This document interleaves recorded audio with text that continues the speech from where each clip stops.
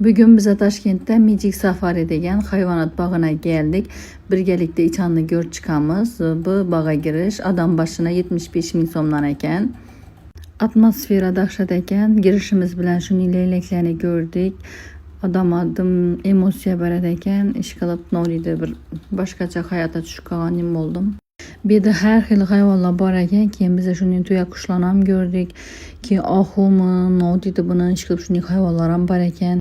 Manga eng yaqin yeri bir de jirafalar ham bor ekan. Men jirafalarni ovqatlantirasim keldi. Ovqat sotib olish bir hayvonni bir de 25 ming so'mga sotib olib ovqatlantirasan ekan. Men dim qo'rqdim, sababi men birinchi marta ko'rishim edi. Go'yoki bir Afrika tushganim bo'ldim. Lekin zo'r ekan, zo'r emosiya olasan ekan, borishingga arziydigan joy ekan.